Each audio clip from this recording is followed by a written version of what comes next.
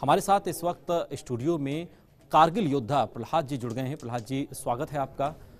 बीते 5 दिनों में 45 जवान शहीद हो गए हैं।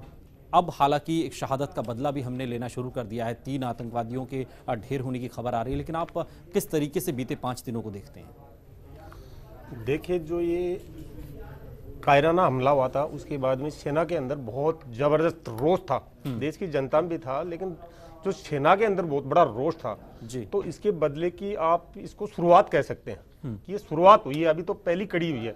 और सबसे बड़ी कामयाबी है इसका जो मास्टरमाइंड था ना, गाजी जी और कामरान, इन दोनों को मार दिया गया। आपको सूचना नहीं है, 5 को ढेर कर दिया अभी तक और बाकी 1-2 को घेर रखा। सर्चिंग ऑपरेशन चला हुआ है। जी बिल्कुल, लेकिन जिस तरीके से बीते 5 दिन, हालांकि जब चूंकि आप कारगिल योद्धा हैं और जवानों की शहादत हुई है, संख्या हो गई है बढ़ते बढ़ते 45, लेकिन कोई युद्ध नहीं हुआ। जब बिना युद्ध के ये शहादत होती है तो एक योद्धा के मन में क्या चलता है? इसको छद्म युद्ध कह सकते हैं हम। युद्ध नहीं है, छद्म युद्ध है जो पाकिस्तान ने छेड़ रखा है। इसका खामियाजा उसको भुगतना पड़ेगा।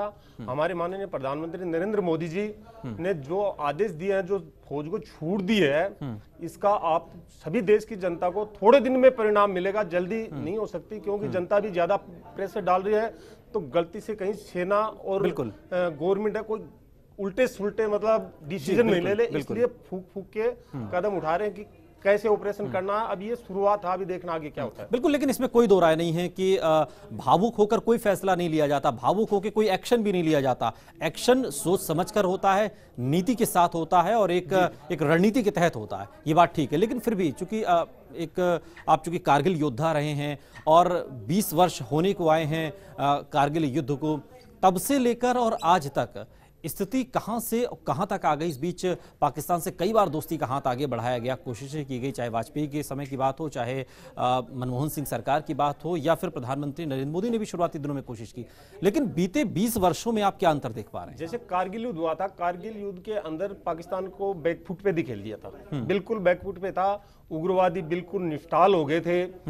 उसके बाद में जो जो गवर्नमेंटें चेंज हुई तो इन्होंने अपनी पॉलिसियां किसी एक वर्ग को लुभाने के लिए इन्होंने आगे से पॉलिसियां चेंज की। सेना के जो अधिकार थे उनको कम किया गया, सेना को बांधा गया, सेना को रोक के एक दायरे में सीमित कर दिया गया और पूरी की पूरी। लेकिन प्रहलाद जी, आज तो हम कह सकते हैं ना कि सेना को खुली छूट है। खुद प्रधानमंत्री भी इस बात का जिक्र करते हैं कि हमने सेना को खुली छूट दी हुई है। जब उड़ी हमला हुआ था तब भी हमने कहा था, तब थोड़ी छूट दी थी। हाँ, उड़ी का बदला सर्जिकल स्ट्राइक से फौज ने लेके दिखा दिया। उसके बाद में अभी पुलवामा हमला हुआ है, अभी दिया है। 3-4 दिन हुए हैं, 3-4 दिन में तो उसकी रूप प्रक्रिया, जगह, स्थान, तरीका। लेकिन प्रहलाद जी, चूंकि आप कारगिल योद्धा हैं, इसलिए हम वहीं से अपनी बात को आगे बढ़ाना चाहते हैं। तब की जो स्थिति थी कारगिल युद्ध के दौरान की, उस कालखंड की, और आज जब हम 2018 में हैं, तब कितना फर्क आ गया है? और क्या जो आतंकवाद है उसकी चुनौतियां अब क्या समय के साथ साथ घटने की बजाय और ज्यादा बढ़ गई हैं? कारगिल एक युद्ध था जिसका निश्चित टारगेट था कि देश का दुश्मन चोटी पे बैठा हुआ आकर के, ठीक है, और उग्रवादियों का इनका अलग से लड़ाई है। इसको लोकल सपोर्ट होती है, इनको डिफाइड करना या उनको चिंतित करना कि ये उग्रवादी हो सकता है या नहीं हो सकता, ये एक बहुत बड़ी चुनौती है सेना के लिए। जैसे आज रात को हमारी पेट्रोलिंग पार्टी गई थी जिसके अंदर एक मेजर और 3 जवान शहीद हुए हैं, तो वो सर्चिंग पेट्रोलिंग थी, उनके ऊपर इन्होंने घात लगा के हमला किया है। हाँ। तो हम उससे बहुत आगे पहुंच चुके हैं। अभी जो सिस्टम शुरू हुआ है, इसका आगे देखना क्या परिणाम होता है। संक्षेप में क्या हम समझें कि अब दरअसल पाकिस्तान तो अपने स्तर पर जो उसके अंदर पनप रहा आतंकवाद तो चुनौती है ही, लेकिन अंदर खाने जम्मू कश्मीर के अंदर जो चल रहा है और अंदर से जो आवाजें उठ रही हैं, जिसका जिक्र आप भी कर रहे हैं कि पहचान करना बहुत मुश्किल है, क्या ये वाकई बड़ी चुनौती है आज? जी, ये चुनौती है। इस चुनौती को सेना अभी स्वीकार कर रही है। पहले क्या था, ये मानव अधिकार कई एक संस्थाएं होती हैं जो सेना के पीछे थी, इसमें हम आपको भी बता सकते हैं कि मीडिया भी था। हाँ। तो क्या है कि सेना अपनी चीज को बहुत सोच समझ करके, देख करके कि भाई हाँ ये उग्रवादी है, सर्टिफाइड होता था, उसके बाद में उसको टारगेट करते थे। अभी फौज को छूट दे दिया तो वो अपने आप अलग अलग हट जाएंगे। जो उग्रवादी नहीं होंगे, दहशतगर्द नहीं होंगे, वो अलग हट जाएंगे, दहशतगर्द सामने आ जाएंगे, तो उनको न्यूट्रलाइज करने में कोई दिक्कत नहीं आएगी। लेकिन चूंकि आप रहे हैं इसलिए आप ज़्यादा बेहतर तरीके से समझते हैं और इस चीज़ को डिफाइन भी कर सकते हैं। एक सैनिक के लिए, एक जवान के लिए जम्मू कश्मीर में चुनौती सबसे बड़ी आज की तारीख में क्या समझ में आ रही है? क्योंकि एक चुनौती तो अंदर खाने से है कि पहचान करना बहुत मुश्किल काम है, कब कहां पर कौन घात लगाए बैठा है, आतंकवादी कैसे आ जा रहे हैं, इतने सारे आरडीएक्स उनके पास कैसे हैं, ये बिना लोकल सपोर्ट के क्या संभव है? एक जवान के नाते आपको क्या लगता है कि चुनौती कहां कहां पर आती है? देखिए, वहाँ जम्मू कश्मीर के अंदर लोकल सपोर्ट के बगैर तो कुछ नहीं हो सकता। लोकल सपोर्ट उनको फुल लोकल सपोर्ट मिलता है, जिसमें से कुछ कल ये अलगावादी हैं, इनको वो उग्रवादी मार देंगे उनको थोड़े दिन में, ये अलगावादियों को उग्रवादी मार देंगे। हाँ। ये उनको बहुत ज्यादा सपोर्ट करते थे। हाँ। वो लोकल जनता उनको घर, आवास, दामाद जैसी उनकी वो करते हैं तरफदारी, और फिर उनका महिमा मंडन करते हैं, उनके जनाजे के अंदर जाते हैं। तो इस चीज से क्या है कि लोकल जो यंग ब्लड है, हाँ। वो ज्यादा नहीं है, 5% ज्यादा नहीं है, 5-7% इतने परसेंट होंगे, ज्यादा नहीं है कि भाई पूरा जम्मू कश्मीर या एक कौम खराब है, ऐसा नहीं कह सकते, लेकिन 5-4% उनका सपोर्ट करते हैं। उसके अंदर सेना अपने इलाके से जाकर के आबादी के अंदर उसको अलग पहचान करना बड़ा मुश्किल काम होता है। बिल्कुल, लेकिन जिस तरीके की स्थिति लगातार बनती जा रही है और हम देख रहे हैं बीते अगर 2 दशकों की बात भी करें, कारगिल युद्ध से ही अगर लेने की कोशिश करें तो सियासी तौर पर तो पाकिस्तान के साथ कई बार दोस्ती की बात हुई। खुद अटल बिहारी वाजपेयी के ज़माने में भी कारगिल युद्ध के बाद भी हमने देखा कि दोस्ती का हाथ बढ़ाया गया, लेकिन कुछ हुआ नहीं। मनमोहन सरकार में भी कोशिश हुई। आज जब हम आंकड़ों की बात अगर करने बैठते हैं तो बीते 10 वर्षों में हम देखते हैं कि सबसे ज़्यादा जवान अगर शहीद हुए हैं 2008 के बाद 2018 में, तो वो साल 2018 का, और अभी तो ये शुरू हुआ है, अभी तो मई महीना है, मई महीने में ही आंकड़ा बढ़ते हुए 85 पहुंच गया है।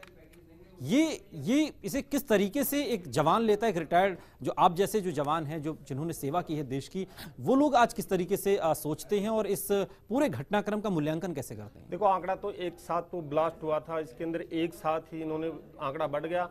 मौतें जितनी पहले कारगिल में नहीं हुई थी, इतनी मौतें उससे कहीं ज्यादा। ये आंकड़ा बिना युद्ध का है, बिना कारगिल में युद्ध हुआ था। कारगिल युद्ध में जो युद्ध हुआ था उसमें 566 के लगभग शहीद हुए थे, और उसके बाद में कई हजारों जवान शहीद हो गए।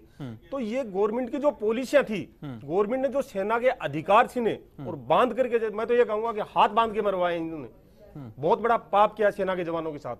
हाथ बांध करके, अधिकार छीन करके इन्होंने और वहां पे मरवाए। नहीं, सेना अभी तक एक भी उग्रवादी नहीं बचता वहां पे, और उग्रवादियों का लास्ट स्टेज है, बौखलाहट में है, वो सीधा लड़ाई लड़ने की हिम्मत नहीं है, पाकिस्तान में लड़ाई लड़ने की हिम्मत नहीं है। और बात करें आप पाकिस्तान से बात करने की, तो पाकिस्तान के अंदर राजनीतिक तौर पे बात करते हो, राजनीतिक है ही नहीं। वहां की ISI और सेना जो करती है 90% काम वो होते हैं।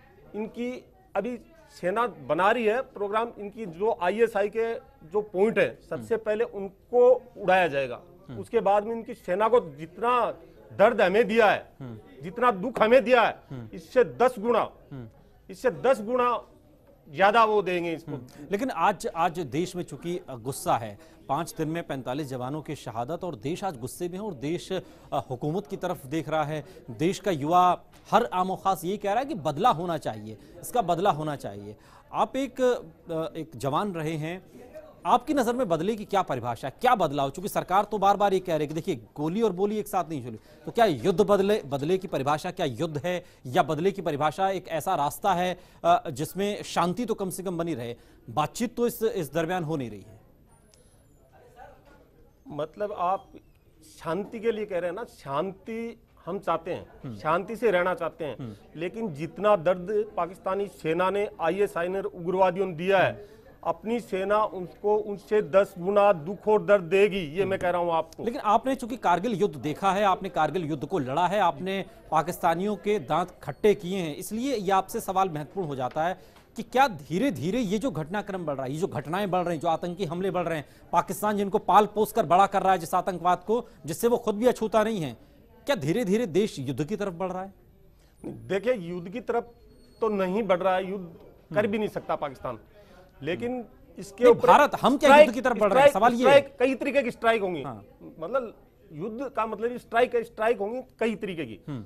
कहां होंगी, कैसे होंगी, वो मैं नहीं बता सकता। कैसी करेगी सेना, वो भी नहीं बता सकता मैं। करेगी जरूर, कहां बिल्कुल करेगी, बिल्कुल करेगी, और सेना ने पहले भी किया है, सेना लगातार करती है। और सर्जिकल पाकिस्तान को जब दर्द होगा, जब आपको पता चल जाएगा कैसा दर्द हो रहा है। नहीं, बिल्कुल होना चाहिए, लेकिन सवाल हमारा ये है कि क्या ये जो घटनाक्रम बढ़ रहे हैं, इस देश के अंदर जो गुस्सा उबल रहा है, क्या ये गुस्सा धीरे धीरे जो भारत के अंदर उबल रहा है, क्या हम लोग युद्ध की तरफ आगे बढ़ रहे हैं? ये सवाल है मेरा।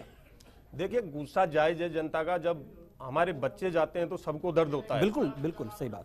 और देश कहीं युद्ध, कोई दिक्कत नहीं, युद्ध भी कर सकते हैं। अगर पाकिस्तान नहीं सुधरा, पहले उनको देख रहे हैं कि उनकी डेंसिटी कितनी है। अगर नहीं हुआ तो सेना तैयार है युद्ध के लिए। वो तो खाली आदेश का पालन है, आदेश मिला नहीं, तैयारी है तुरंत। और इनके ऊपर अभी पहले इनके उग्रवादियों का आज पता चला कि जितने भी इनके लॉन्चिंग पैड थे, उनको उन्होंने बंद करके और उग्रवादियों को सुरक्षित जगह पे अपने सेना के कैंपों के अंदर जमा कर दिए। तो ये भी पाकिस्तान समझ ले कि कैंपों के अंदर भी स्ट्राइक होगी। आने वाले 5, 7, 10 दिन में कैंपों के अंदर स्ट्राइक, सर्जिकल स्ट्राइक भी हो सकती है, एयर स्ट्राइक भी हो सकती है, मिसाइल स्ट्राइक भी हो सकती है, लेकिन होगा जरूर। बिल्कुल, लेकिन प्रहलाद जी, जिस तरीके से आतंकवाद की जो जन्मभूमि, जन्मस्थली पाकिस्तान बन गया और धीरे धीरे सप्लाई वहां से कमोबेश हो रही है। देखिए, एक होता है सीजफायर का उल्लंघन जिसका माकूल जवाब दिया जाता है, एक होता है छद्म युद्ध जिसका जिक्र आपने भी थोड़ी देर पहले किया, पुलवामा में जिस तरीके से हुआ। लेकिन समस्या जम्मू कश्मीर के अंदर भी है। क्या पहली चुनौती आज हमारे लिए यही आ गई है, एक जवान के लिए पहले यही है कि यहां से जो बहरूपिये हैं, यहां दरअसल जो छिपे हुए हैं देश के जो गद्दार हैं, सबसे पहले गर्दन उनकी दबोचनी होगी? देखिए, पहली जो चुनौती थी वो थी अधिकारों की। वो अधिकार सेना को तकरीबन मिल चुके हैं। दूसरी चुनौती थी वहां का लोकल सपोर्ट की, जिसमें अलगाववादी थे, उनको आधे से ज्यादा न्यूट्रलाइज कर चुके हैं। तीसरा, अभी डिवाइड करना है वहां पे कि उग्रवादी कौन है, उनके आका कौन है, उनके सपोर्टर कौन है, उसके बाद में अच्छे लोग कौन है। अच्छों को आज भी सेना जब बीमार होते हैं तो कंधों के ऊपर उठा करके और पहाड़ी से नीचे लाके हॉस्पिटल में इलाज करवाती है। गर्भवती माँ बहनें हैं, उनको लेके आते हैं कंधों के ऊपर, उनका इलाज करवाते हैं। लेकिन उग्रवादियों के लिए वो खून मंजर होगा आने वाले टाइम में, वो याद रखेंगे। चलिए, बहुत अच्छी बात आपने कही कि दांत तो एक बार खट्टे करने होंगे। एक छोटा, और लगातार हमारे साथ स्टूडियो में प्रहलाद जी बने हुए हैं। आप कारगिल योद्धा हैं प्रहलाद जी। 5 दिन 45 हमारे जवान शहीद हो गए और अब खबर ये आ रही है कि 3 से 4 आतंकियों के ढेर होने की खबर है। यह मान के चलें कि अब जो एक्शन मोड पर जिस तरीके से जो अटैक होना चाहिए उस अटैकिंग पोजीशन में आ चुकी है। कल से ही मतलब इनको घेरने की तैयारी थी। शाम के टाइम सूचना मिली हुई थी कि इनको घेरना है, इनपुट मिला था इनको, और इनको शुरुआत नहीं, ये समझो कि शुरुआत हो चुकी है। और आने वाले दिनों के अंदर, कल परसों, जो दिन आगे बढ़ते जाएंगे, आपको और भी अच्छी से अच्छी खबरें आपको मिलती रहेंगी। एक के बाद एक, पहले अंदर से और फिर बाहर, बॉर्डर पार। बिल्कुल, लेकिन प्रहलाद जी, जिस तरीके से 40 जवान पहले शहीद हुए, उसके बाद फिर एक मेजर के शहीद होने की खबर सामने आती है, फिर आज खबर आती है कि मेजर समेत 4 जवान शहीद हो गए हैं। इस तरह की खबरें देश में एक अलग तरह का माहौल जागृत करती हैं, लोगों के गुस्से में इजाफा करती हैं। आप भी सड़कों पर देख रहे होंगे कि लोग कैंडल मार्च निकाल रहे हैं, प्रदर्शन कर रहे हैं। क्या ये जो गुस्सा उबलता है, इसका भी कोई प्रेशर कहें या रणनीति पर कोई इसका भी क्या कोई इफेक्ट ये भी डालता है, ये जो भावुक पक्ष है देश में? बिल्कुल साहब, 100% होता है। जनता जनार्दन देश की मालिक होती है, और जनता आज चाह रही है कि पाकिस्तान से बदला लिया जाए। तो पाकिस्तान से बदला लेने की कोशिश कर रहे हैं। सेना को अधिकार दिए, सेना आने वाले टाइम में आपको 2-3 दिन के अंदर और भी अच्छे आपको परिणाम देखने को मिलेंगे। लेकिन इस बीच जब इस तरह की खबरें पाकिस्तान के अंदर से आती है कि पाकिस्तान कहता है कि आप हमें सबूत दीजिए, हम कार्रवाई करने को तैयार हैं, जबकि मसूद अजहर जो इस पूरे हमले का एक तरीके से मास्टरमाइंड बताया जा रहा है, वो तो खुद पाकिस्तान में ही है। ये भी एक तरीके की छद्म सियासत है। देखिए, पाकिस्तान को सबूत देने की जरूरत नहीं। पाकिस्तान के अंदर सेना और ISI चलाती है। सेना और ISI कहेंगे कि सबूत नहीं आए जब तक उनको सबूत नहीं दे। बिल्कुल, इसमें कोई दो राय नहीं है। जब तक पाकिस्तान को इसमें कोई दो राय नहीं है कि दरअसल पाकिस्तान को वहां के हुक्मरान नहीं चला रहे, वहां के हुकूमत दरअसल ISI के हाथ में है, और सेना के हाथ में है। रुक रहे हैं यहाँ पर, लेकिन जाते जाते छोड़े जाते हैं इस गीत के साथ जिसमें देश की शहादत को नमन किया गया। बहुत शुक्रिया प्रहलाद जी हमसे जुड़ने के लिए। की जरूरत है। हालांकि बड़े स्टेप्स लगातार सरकार की तरफ से लिए जा रहे हैं, लेकिन अब वक्त आ गया है पाकिस्तान से बदला लेने का। और हमारे साथ चर्चा में शामिल होने के लिए प्रहलाद सिंह मौजूद हैं, जो कि कारगिल योद्धा हैं। बहुत स्वागत है सर आपका। एक तरीके से कहें कि देश भर में जो आक्रोश, जो नाराजगी, जो गम का माहौल दिखाई दे रहा था, उसको लेकर सरकार ने भी अहम कदम उठाए और अब एक अहम कामयाबी की तरफ भारत भी आगे। देखिए, आने वाले टाइम में और भी आपको बहुत अच्छे संकेत मिलेंगे, बहुत अच्छी वो मिलेंगी खुशियाँ। ये तो शुरुआत थी, ये उसी का हिस्सा था जो आईडी ब्लास्ट किया था, ये उसी के मास्टरमाइंड थे। तो ये वहीं थे, वहीं छुपे हुए थे। जो इनपुट मिला था तो ये कहीं भग नहीं पाए थे। बाकी उग्रवादी जितने भी थे वो सारे के सारे अंडरग्राउंड हो गए। वैसे भी 100 से कम है, लेकिन जैसे आज पता चला है कि जो लॉन्चिंग पैड थे पाकिस्तान के, उनको सबको उन्होंने हटा करके और सेना के सुरक्षित कैंपों में कर दिया है, भारतीय सेना से डर के। और सेना अपने सही एक्शन की तैयारी के अंदर लग चुकी है और आने वाले टाइम में और अच्छे वो मिलेंगे आपको। सर, और अब तो सेना को भी फ्री हैंड दे दिया गया है, क्योंकि कई सैनिकों ने भी आवाज उठाई थी कि एक बार हमें मौका दीजिए, हमें फ्री हैंड दीजिए, ताकि हम घर में घुसकर मारेंगे पाकिस्तान को। देखिए मैडम, कहना अलग चीज है, लड़ाई ग्राउंड में लड़ना एक नीति, रीति, टाइम, जगह सबको देख करके किया जाता है। तो उसके लिए थोड़ा टाइम, थोड़ा वक्त लगता है। जनता भी कहती है, सैनिक भी कहते हैं, लेकिन जहां प्रेजेंट में ग्राउंड में वहां कमांडर जो सेना है वहां वो अपने आप में इतनी सक्षम है कि आने वाले टाइम में टाइम जरूर लग सकता है, 1 दिन, 2 दिन, 5 दिन, लेकिन बहुत स्ट्रिक्ट जवाब मिलेगा उनको। बहुत दर्द होगा उनको। जो दुख दर्द हमें दिया है पाकिस्तान को, उससे 10 गुना ज्यादा दर्द मिलेगा। सर, लेकिन जिस तरीके से अलगाववादियों पर एक कड़ा एक्शन सरकार ने लिया है, जो सुरक्षा उनको दी गई थी वो छीन ली गई है, क्योंकि बार बार यही कहा जाता था कि यहाँ देश में बैठे ही आतंकियों को फंडिंग करते हैं, अपने बच्चों को बाहर पढ़ने के लिए भेज रहे हैं और वही उकसाते हैं आम लोगों को, कश्मीर के लोगों को। बिल्कुल सही है मैडम, उनके लिए ये जो कदम उठाया है ये सरकार ने बहुत ही, देश की जनता, देश की सेना उसका बहुत अच्छा स्वागत करती है कि इन्होंने ऐसा कदम बहुत पहले उठाना चाहिए था कि आज ये दिन नहीं देखना मिलता। और इनके उठाने के बाद में आने वाले टाइम में ये खुद अपने आप में ही सिमट जाएंगे। ये कहेंगे कि हमें बचाओ, उन उग्रवादियों से हमें बचाओ। ये अलगाववादी जो इनको सपोर्ट कर रहे थे, उग्रवादियों को, पत्थरबाजों को, इनकी पत्थरबाजी इनका वो हो जाएगा। दूसरी बात यह है कि जो पाकिस्तान में पानी जाता है, नदियां हैं हमारी जो हमारे खून से सिंची हुई है, वो हमारे खून के कीमत के बराबर पानी दे रहा है, उस पानी को बंद किया जाए। पानी को बंद कर दो, उसके बाद में देखना वहां पे क्या होता है। सर, क्योंकि आप कारगिल के योद्धा भी रहे हैं, तो ऐसे में कितना मुश्किल होता है जब एक सेना पर एक प्रेशर भी कह सकते हैं होता है, युद्ध की तरफ देश आगे बढ़ता है, लेकिन वहां पर मुंह तोड़ जवाब देना होता है। जरा एक्सपीरियंस शेयर कीजिए हमारे दर्शकों से। देखिए मैडम, अपने देश की सेना का मनोबल पहले भी ऐसा था, आज भी वैसा ही है। युद्ध के अंदर जब हम कारगिल में गए थे तो हमें जैसे खेलने के लिए जाता है बैट्समैन बल्ला लेकर के, तो वैसे खुशी होती है। हमारे देश के सैनिक को ऐसी ट्रेनिंग दी जाती है कि वो कभी भी इस चीज को नहीं करता कि भाई मैं युद्ध में जा रहा हूं, कोई प्रेशर नहीं होता उसके ऊपर, बल्कि वो तो खेलने के लिए जाता है। जैसे खिलाड़ी खेलने के लिए जाता है तो वैसे जाता है और उसी तरीके से खेलते हैं। कोई भी प्रेशर, कोई भी मूड, कोई भी वो खराब नहीं होता। सब एक साथ मिलकर खुशी खुशी लड़ाई लड़के आते हैं। तो आने वाले टाइम में सेना आपको वो खेल दिखाने वाली है। लेकिन कारगिल में तो हमने धूल चटा दी थी पाकिस्तान को, और ये पाकिस्तान के बारे में कहा जाता है कि वो प्रॉक्सी वॉर तो कर सकता है लेकिन सामने से अटैक नहीं कर सकता कभी। मैडम, कारगिल युद्ध के अंदर हमने थोड़ी जो गलतियां की थी, इंटरनेशनल लेवल पे मान लो चाहे अंदरूनी मान लो, उस टाइम हमारे को क्रॉस बॉर्डर वार करना चाहिए था, क्रॉस बॉर्डर लड़ाई करनी चाहिए थी। हमने हमारी ही जमीन के अंदर आकर के बैठों को खदेड़ा था, धूल चटाई थी। ये बात तो सही है, लेकिन सरकार को भी ऐसा कदम उठाना चाहिए था।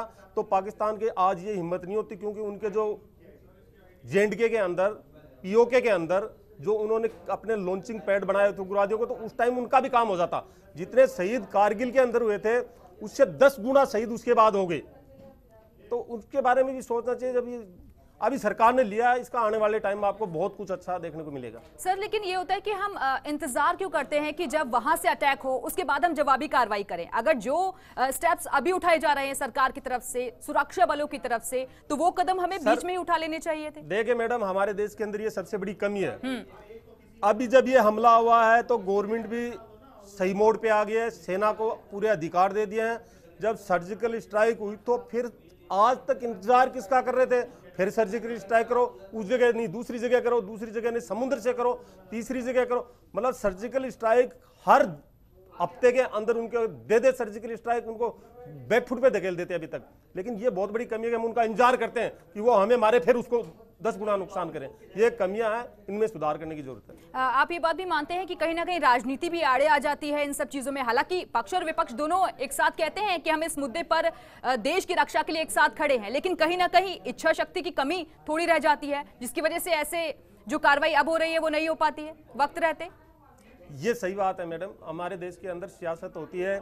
जैसे सर्जिकल स्ट्राइक हुआ था तो सर्जिकल स्ट्राइक के कई राजनीतिक दलों ने सबूत मांगे थे। अब सेना जब सर्जिकल स्ट्राइक करने जाती है तो वो सबूत थोड़ी लेके आती है कि कितने क्या है। अब इस सबूत देने के लिए तो ये पार्टियां हैं, ये अनलीगल बातें करते रहते हैं। तो इससे क्या होती है, गवर्नमेंट बैक प्रेशर पे आती है और वो क्या है कि उल्टे सुल्टे डिसीजन लेने लग जाती है। इसीलिए डिसीजन लेने के लिए गवर्नमेंट को टाइम देना चाहिए। सर्जिकल स्ट्राइक हुई तो उस टाइम ये जो पार्टियां सबूत मांग रही, उन्होंने ये क्यों नहीं कहा कि अगली सर्जिकल स्ट्राइक कब कर रहे हो आप, ये कहना चाहिए था। तो ये कहते हैं बाद में तो सबूत आज दिखाए ये भी देखने गए के लिए मिलता। बाद में सबूत दिखाए भी गए थे, वो क्लिप बाकायदा नजर आई थी जिसमें दिखाया गया था कि कैसे पाकिस्तान के अंदर घुसकर हमारे सुरक्षा बलों ने वहां पर जो बंकर थे उनको उड़ा दिया था, कई आतंकियों के जो ठिकाने थे उनको नेस्तनाबूद कर दिया था। ये मैडम जो हमारा लड़ाई लड़ने का जो तरीका है, जो हमारी ट्रेनिंग है, उसकी थोड़ी कहीं दुश्मन को पता भी चलता है। अगर ऐसे मीडिया के अंदर इसके अंदर देते हैं तो ऐसा नहीं करना चाहिए था, लेकिन फिर भी कर दिया इन्होंने। ज्यादा मांगा तो दे दिया। बहुत कुछ सबूत थे जिनको दिखाया नहीं गया है और दिखाना भी नहीं चाहिए। आने वाले टाइम में कोई मांगे तो देना भी नहीं चाहिए। और ये लड़ाई लड़ने का एक तरीका होता है। सेना अपना काम करती है, उससे क्या करना है। सेना को बीजेपी है, कांग्रेस है, कोई पार्टी है, हमें कोई लेना देना नहीं। हमें हमारी ड्यूटी करनी है, हमारा काम करना है, जो सैनिक बेखूबी करके आता है। सर लेकिन यूएन में भी हमें भारत को बहुत सारे देशों का सपोर्ट मिल रहा है, बहुत सारे देश हमारे साथ आ गए हैं। तकरीबन बताया जा रहा है कि 48 से 50 देश जो हैं भारत के साथ है। लेकिन चीन का जो रवैया है अभी भी मसूद अजहर के लिए नहीं बदला है। देखिए मैडम, जो चाइना है, चाइना पाकिस्तान के मतलब पाकिस्तान का जो है पूरा सपोर्ट चाइना देती है। जो भी उग्रवादी पकड़ते हैं उनके जो हथियार हैं, इंस्ट्रूमेंट हैं, या जैसे संचार चीज़ें हैं, जो मोबाइल हैं, सैटेलाइट सेट हैं, फ़ोन हैं, और पहनने के खाने के जो भी कपड़े वगैरह जो मिलते हैं वो टोटल चाइना के मिलते हैं वहाँ पे। तो इसका मतलब सीधा है कि चाइना उनको सपोर्ट करता है।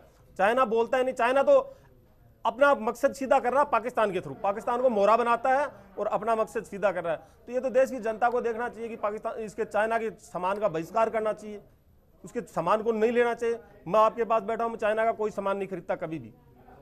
मैं जब पेन चला था, एक पेन आया था फाउंटेन पेन, वो एक बारी मेरे को किसी ने कहा था कि बहुत अच्छा चलता है ये। मैंने कहा क्या लिखा हुआ इस पे, मेड इन चाइना, मैंने नहीं खरीदा आज तक। और इस बार ऐसा हुआ भी था, दिवाली के वक्त पर पटाखों पर बैन लगा दिया गया था, चाइनीज आइटम्स पर बैन लगा दिया था भारत सरकार ने। जी मैडम, तो इसका इलाज, पाकिस्तान का इलाज चाइना के थ्रू भी हो सकता है।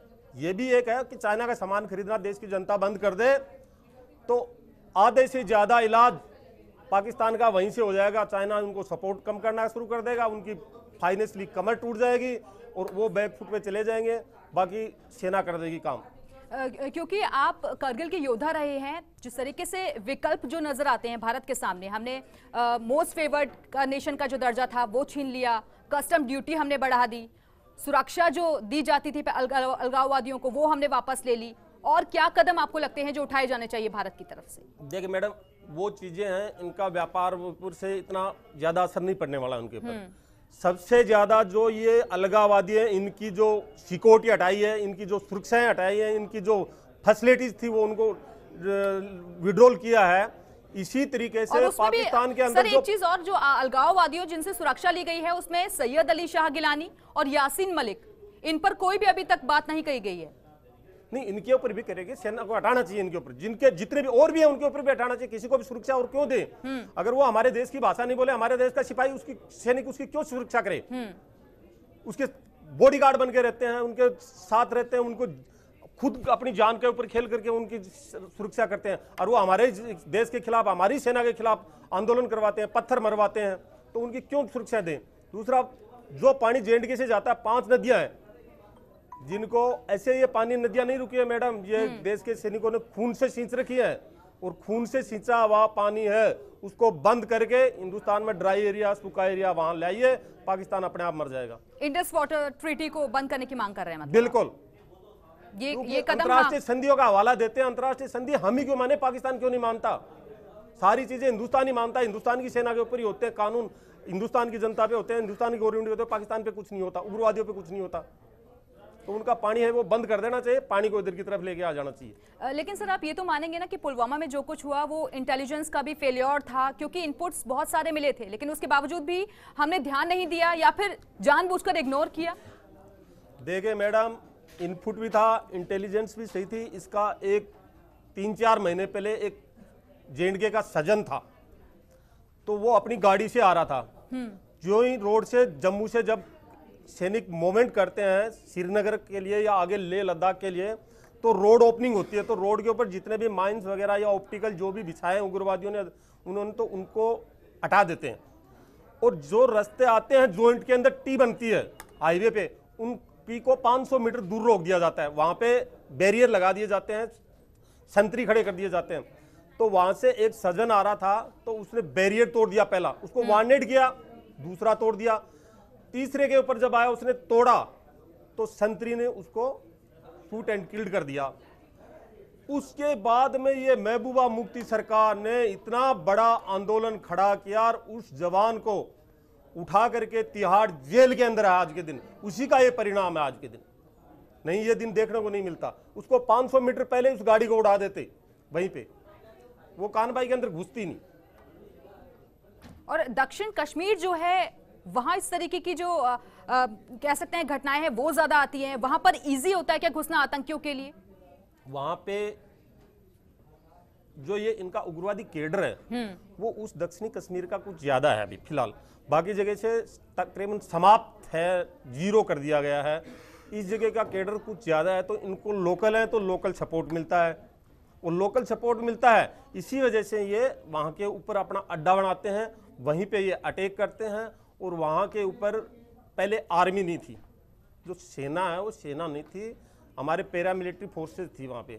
अभी पैरामिलिट्री फोर्सेज के साथ सेना को डिप्लॉय किया गया है, तो आने वाले टाइम में इसको भी 15-20 दिन, महीने के अंदर जो भी उग्रवादी बचे हों उनको सबको न्यूट्रलाइज कर दिया जाएगा। लेकिन इस बीच हमने ऑपरेशन ऑल आउट भी चलाया, बहुत सारी हमें कामयाबी भी वहां पर मिली, लेकिन सक्सेसफुल एक तरीके से नहीं कहें कि पूरा हो पाया था, वो हवाई इसकी बहुत ज्यादा ली गई थी। नहीं, बहुत कुछ हुआ है, ऐसे नहीं कि हुआ नहीं है, बहुत कुछ हुआ है। अभी ये तो मुश्किल थोड़ा है, टाइम लगेगा, क्योंकि सेना को कल परसों अधिकार मिले हैं। पहले तो सैनिक था वो कहीं घुस के सर्चिंग नहीं कर सकते थे, कहीं आबादी एरिया में जा नहीं सकते थे, तो काफी एक चीजें थी। आने वाले टाइम में आपको देखना कि अच्छा वो परिणाम मिलेंगे। लेकिन आतंक की जड़ें जो है पाकिस्तान से पनपती हैं और खुद पाकिस्तान पीड़ित है आतंक से। आतंक से पाकिस्तान पीड़ित नहीं है मैडम, वो पालता है, जो पालता है वो घर के अंदर पहले नुकसान घर में भी करता है, हमें तो करता है वो घर में भी करेगा। तो वो जो पालता है, ट्रेनिंग देता है, तो वो वहां भी उनको 19-20 बात हो जाती है, तो वो उनको भी नुकसान पहुंचाते हैं। तो पाकिस्तान की नींव ही इसी बेस पे पड़ी हुई है कि खून खराबा, जब से कितने युद्ध किए हैं इसने हिंदुस्तान के साथ, क्या मकसद था इसका, क्या मकसद सीधा होने वाला है, लेकिन कोई वो नहीं था। पहले बांग्लादेश अलग करवा दिया इससे, अभी थोड़े दिन बाद में देखना आपको ये इनके बलूचिस्तान भी अलग हो जाएगा, ये इधर सिंध भी अलग हो जाएगा, पंजाब अलग हो जाएगा, तो ये हो जाएगा। वहां पे बहुत खाली पंजाबी सुखी रहते हैं, वहां पे पंजाबी सुखी रहते हैं, बलूचिस्तान बहुत दुखी है वहां पे। इधर सिंध प्रांत के अंदर देखो क्या होता है। लेकिन जिस तरीके से इमरान खान की नई सरकार आई पाकिस्तान में, उसके बाद हमने भी अच्छे रिश्ते उनसे रखने की कोशिश की, लेकिन लगता नहीं है कि रवैया बदला है पाकिस्तान का। देखिए, पाकिस्तान के अंदर मैडम प्रजातंत्र नाम की चीज है ही नहीं, खाली चुनाव होते हैं, इलेक्शन होते हैं इंटरनेशनल लेवल को दिखाने के लिए। वहां की सरकार और सत्ता की जो बागडोर है वो सेना और ISI के हाथों में होती है। 90% जो नेशनल और इंटरनेशनल फैसले वो लेते हैं, और उनमें ज्यादातर आप सेना का इतिहास उठा के देख लो, पंजाब के मिलेंगे, पंजाबी जो है पाकिस्तान में जो पंजाब है, ज्यादातर वहां के सेना प्रमुख पंजाबी ज्यादातर, तो वो उन्हीं के अंदर रहते हैं, उसी दायरे में रहते हैं, ये सुधरने वाले नहीं है। और सबसे आसान होता है कि युवाओं का ब्रेन वॉश करके उन्हें प्रॉपर ट्रेनिंग दी जाती है और इस काबिल बनाया जाता है कि वो खुद जिहाद की तरफ चले जाते हैं। ये धार्मिक जो भावनाएं भड़काते हैं, ये जो मदरसे हैं, मदरसों के अंदर जब कई जगह मैंने देखा है, पढ़ाई भी करते हुए, उनको पढ़ाते हुए भी सुना हुआ है, तो यहाँ मदरसाओं के अंदर जो ब्रेन वॉश करते हैं वो एक धर्म के नाम पे करते हैं और ये बहुत गलत है। युवाओं को बहुत गलत जगह ले जा रहे हैं, अपने धर्म को भी गलत जगह ले जा रहे हैं। जितना जो धर्म कट्टर होता है वो धर्म उतना ही नुकसान उसी को होता है। कोई भी धर्म हो, चाहे किसी भी जाति हो, जो कट्टर होगी वो उतनी ज्यादा नुकसान में जाएगी। तो ये ब्रेन वॉश करने वाले सिस्टम है, बिल्कुल इसमें नहीं कर सकते। काफी एक लड़के आते हैं, उनको काफी प्रलोभन देते हैं कि तुम्हें वहाँ ऐसा मौज मिलेगा, ऐसा मौज मिलेगा, ऐसा मौज, वो वहाँ से ब्रेन वॉश करके भेज देते हैं। मौलाना तुम जाओगे जन्नत मिलेगा, ऐसा कुछ बोलते हैं, तो वो करते रहते हैं। लेकिन ये बात सही है कि हमारी सरकार ने बहुत सारे कदम तो उठाए हैं, लेकिन सबको साथ आने की जरूरत है और देश से अब हर कोई आवाज यही लगा रहा है कि पाकिस्तान से बदला कब। हालांकि कड़े कदम तो हमारी सरकार ने बहुत सारे उठाए हैं इस बीच। नहीं, सरकार ने कड़े कदम उठाए हैं, अभी सेना के कदम उठाने बाकी हैं, जो आपको देखने मिलेंगे। आज स्टार्टिंग हुई है, पहला बदला है, ये पहला बदला मानो आप, और शाम तक और भी मिलेंगे आपको, और कल उससे भी ज्यादा, परसों, ऐसे आपको आने वाले टाइम के अंदर वो मिलते जाएंगे। जी, लेकिन सर जो पुलवामा में जो कुछ भी हुआ, इतनी सारी गाड़ियों का काफिला निकल रहा था, वहां ऐसे अटैक कर देना, इतना बड़ा अटैक ऐसे तो कोई नहीं कर सकता। यानी कि सोची समझी पूरी रणनीति रही होगी। सोची समझी रणनीति तो थी, उसके साथ उनको उसको गाइड कर रहे थे। उनको उस टाइम जब वो है वहां से चला है तो उनको पूरा गाइड कर रहे थे कि गाड़ी आई है, अंदर घुसे, कुछ दूर साथ चलिए हो। फिर आकर के उसने गाड़ी के आगे के हिस्से में मारा है, तो उसको कोई न कोई तो गाइड कर रहा था और वो बात भी कर रहा होगा, तो वो मिला नहीं इंस्ट्रूमेंट वगैरह, तो वो रिकॉर्डिंग आ जाएगा थोड़े दिन में। लेकिन एनआईए कर रही है जांच और उस चीज़ का मिल जाएगा। लोकल सपोर्ट था, लोकल सपोर्ट की वजह से कोई नहीं वो था, वहाँ के हालात, वहाँ के पूरी चीज़ें वो कर रहा था। कान भाई कैसे चली है, कहाँ से कितनी दूर आ गई, कितना गाड़ियाँ आगे जा रही हैं, कौन सी बस में कितने आदमी, पूरी कोई न कोई सूचनाएं दे रहा था।